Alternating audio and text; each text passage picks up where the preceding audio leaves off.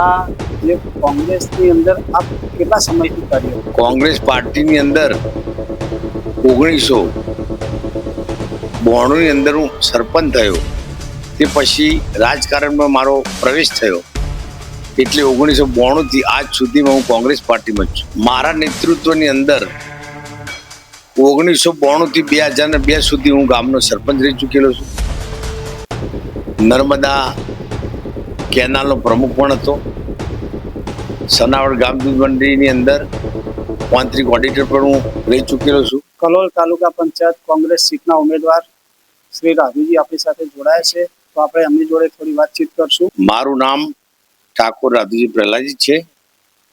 હું સનાવડ ગામનો વતની છું.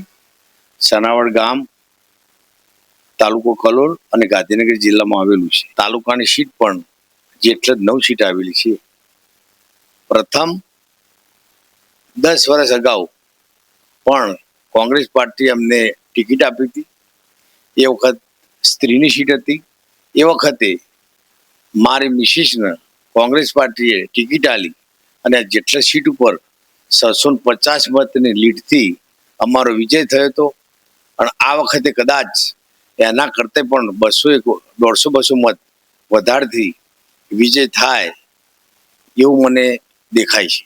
આ જે કોંગ્રેસની અંદર આપ કેટલા સમયથી કાર્ય કરો? કોંગ્રેસ પાર્ટીની અંદર 1992 ની અંદર હું સરપંચ થયો.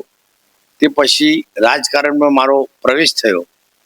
એટલે 1992 થી આજ સુધીમાં હું કોંગ્રેસ પાર્ટીમાં છું. તો આપ આપના નેતૃત્વમાં કયા હોદ્દા ઉપર કામ કરી ચૂક્યા છો? મારા નેતૃત્વની અંદર 1992 થી 2002 સુધી હું ગામનો સરપંચ રહી ચૂકેલો છું.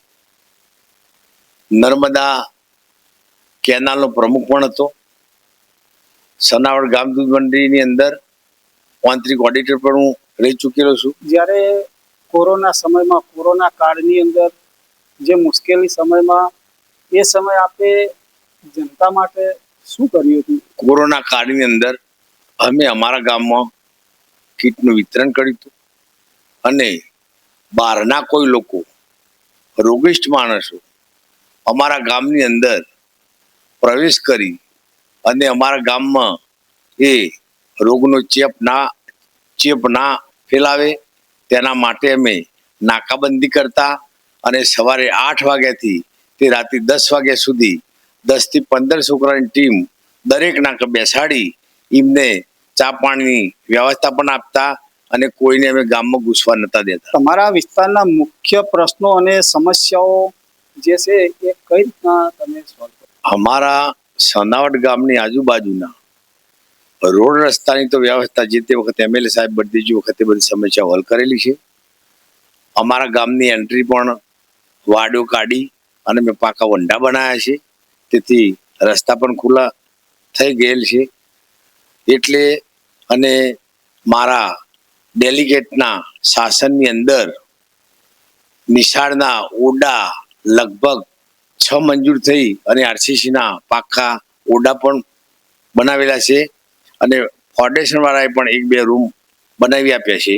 એટલે એ તો બહુ સમસ્યા જેવું નિશાળ લેવલ તો કોઈ હવે રહ્યું નહીં. રોડ રસ્તાની કોઈ સમસ્યા રહી નહીં. બીજું સમસ્યા, હું થોડો ભણેલો છું એટલે સમસ્યા મને જનરલ લેવલે સીટની વાત નથી કરતો, પણ સમગ્ર પબ્લિક, જિલ્લા, તાલુકા એમાં જે શિક્ષણ માટે જે તે સરકાર ચાલુ હોય જે તે સરકાર આવે એ સરકારે ખરેખર દર જિલ્લે જો એક એન્જિનિયરિંગ કોલેજ ઊભી કરે તો બાળકોનું ભવિષ્ય સુધરે અને એના લીધે એ સારી જોબ પણ કરી શકે અને વિદેશ પણ જઈ શકે. એટલે જે તે સરકાર ચાલુ હોય કે આવનાર સરકાર હોય એને લોકોના ભવિષ્યની ચિંતા લગભગ શિક્ષણ હોય તો કે ભાઈ શિક્ષણ હોય તો 100 દુઃખોની દવા. માટે શિક્ષણ પ્રત્યે સરકાર ધ્યાન આપે અને દરેક જિલ્લે એન્જિનિયરિંગ કોલેજ ઊભી કરે સરકારી, તો લોકોને શિક્ષણ થોડું સસ્તું મળે.